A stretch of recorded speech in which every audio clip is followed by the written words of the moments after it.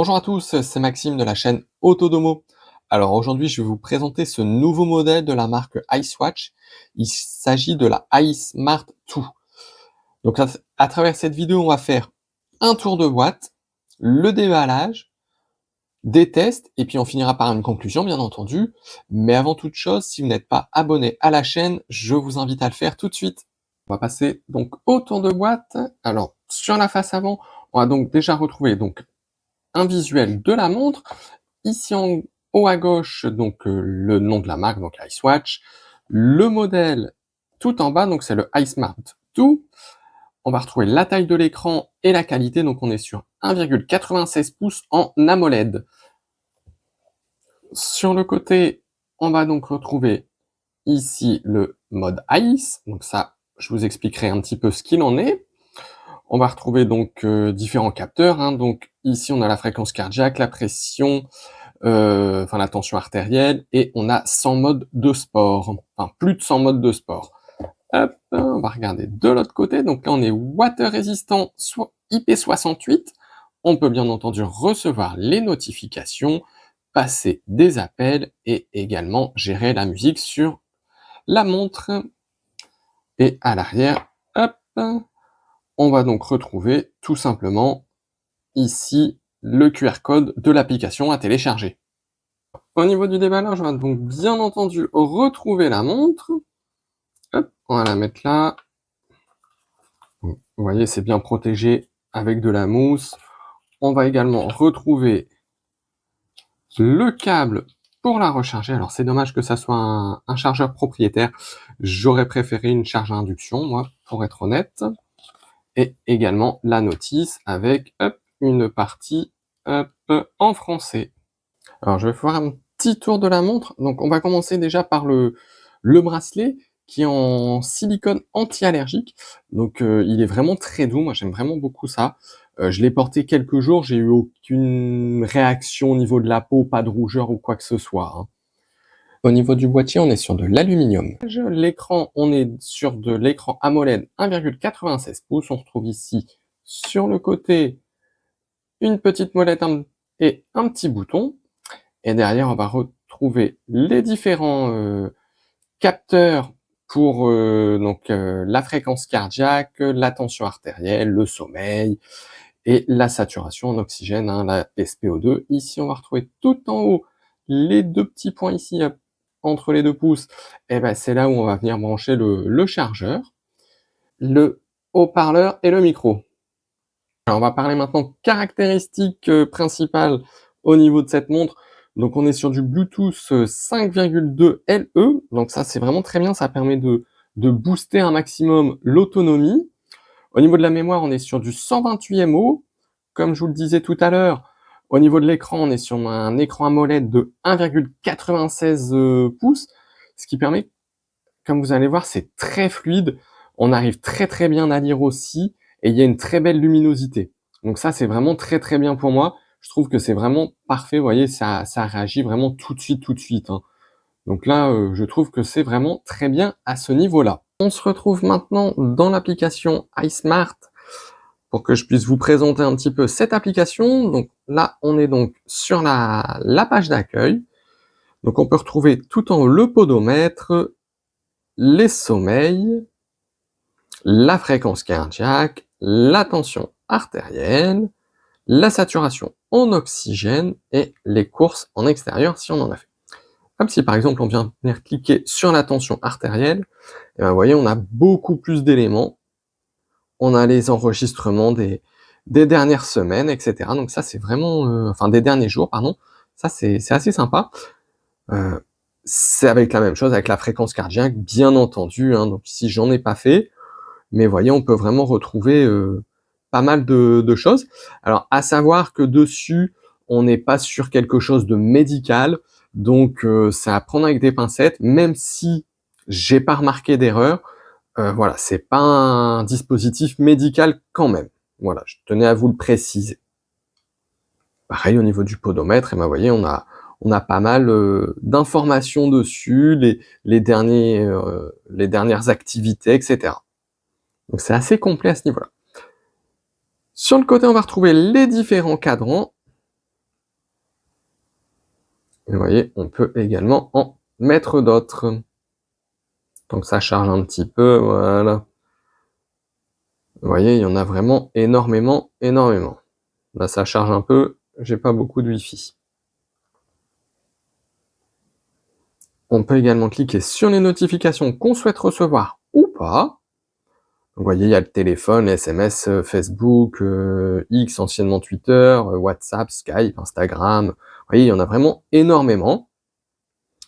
Et il y a également autre, c'est si jamais l'application n'est pas dessus, eh ben vous cliquez sur autre, et puis là, au moins, vous allez tout recevoir. On a bien entendu les alarmes,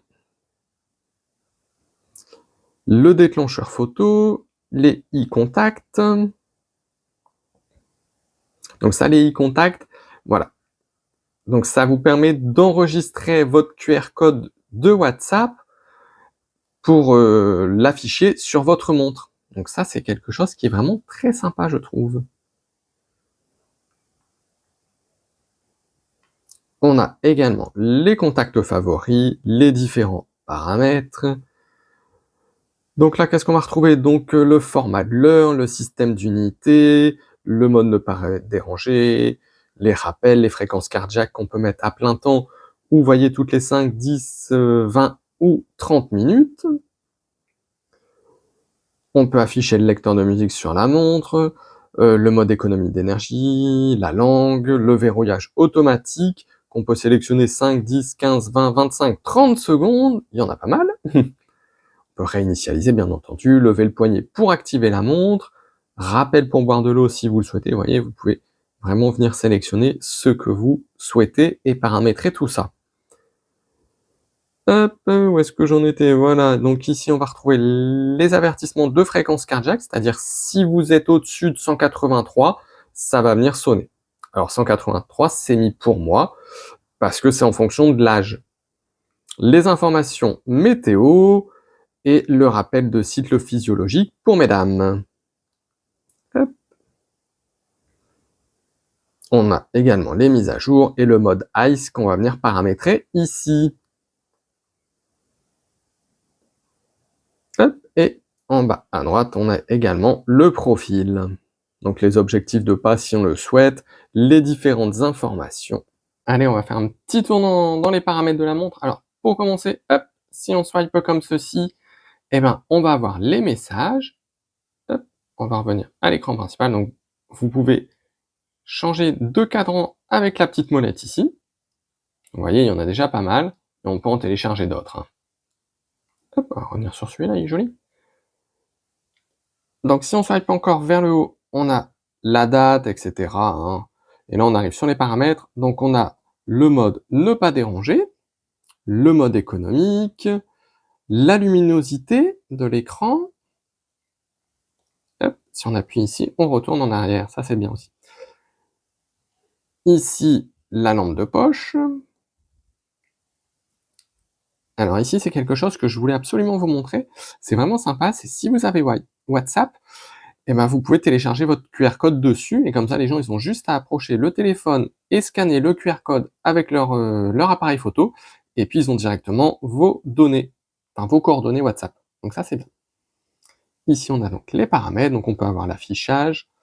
Vous voyez, il y a pas mal de choses dedans, les luminosités, le mode veille, les différents cadrans, la vue du menu, parce qu'on peut choisir aussi, vous voyez, la vue du menu. Ça, c'est sympa. On peut vraiment paramétrer beaucoup de choses.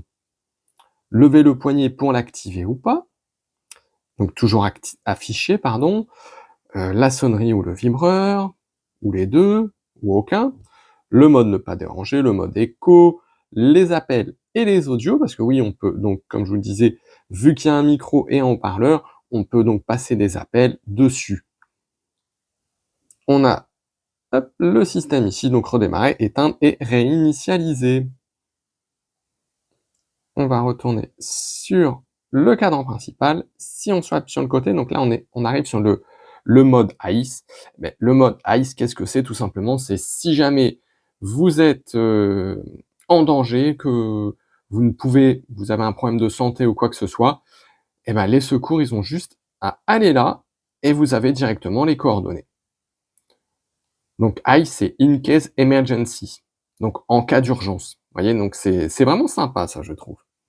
Hop, on va la rallumer et vous voyez ici, c'était ce que je vous disais juste avant, on peut personnaliser ici. Alors moi, j'ai préféré le faire dérouler comme ceci, mais on peut le faire vers le haut ou en rond, donc vous voyez, il y a pas mal de choses à faire. Donc ici, on a les activités, donc le nombre de pas, les calories, les distances que l'on a parcourues et vous voyez, on peut faire défiler pas mal, hein. Hop, on va revenir un petit peu en arrière. On a donc bien entendu la fréquence cardiaque, les appels, les différents cadrans de montre, les paramètres, donc ça c'est exactement ce que je vous ai montré tout à l'heure, ils sont là aussi. Ici c'est pour retrouver son téléphone. Ici on a des petits jeux, vous voyez, hop, si on veut jouer, et ben voilà. Donc bon, faut pas dire ça aux enfants s'ils ont la montre. Hop, ici on a le suivi du cycle menstruel pour les dames, on a le chronomètre, le réveil, la minuterie, et ici on peut donc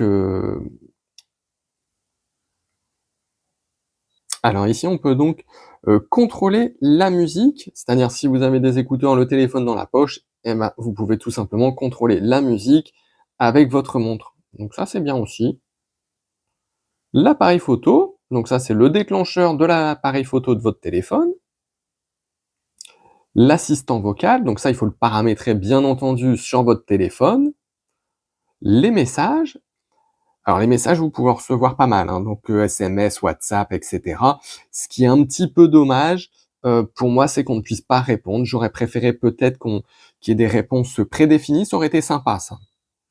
La météo, le mode ICE, hein, comme je vous ai dit tout à l'heure, on le retrouve là également. Le mode sport, hop, et vous voyez, il y en a beaucoup, il y en a plus d'une centaine, hein. Et on peut même en rajouter, hein. Hop. Ensuite ici, la SPO2, donc c'est l'oxygénation présent dans le sang. La tension, vous voyez, on a vraiment pas mal de choses à chaque fois dessus, avec les plages normales, et cetera. Donc ça, c'est bien aussi. Et on a vraiment la tension systolique et diastolique, hein. On a également le sommeil, avec les sommeils, les phases réveillées, les sommeils légers, profonds, et cetera. Donc ça, c'est bien aussi.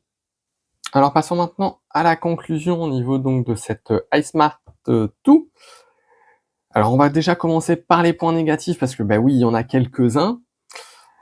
Bah, écoutez, c'est déjà pour moi, c'est qu'on ne peut pas répondre au niveau des SMS. Ça, c'est un petit peu dommage, je trouve, genre, voilà. Une réponse prédéfinie, ça aurait été sympa. Moi, j'aurais bien aimé. Pareil au niveau du chargeur, propriétaire. Voilà. Ça, c'est un petit peu dommage aussi pour moi. Après, d'autres petites choses qui pourraient être améliorées aussi, c'est-à-dire qu'il y a pas de Wi-Fi dessus, il y a pas de NFC ni de GPS. Donc peut-être que pour des prochaines versions, ça serait sympa d'avoir des possibilités de NFC, de paiement sans contact, des réponses, préenregistrées au niveau des SMS ou des applications WhatsApp, et cetera, Messenger. Ça pourrait être sympa.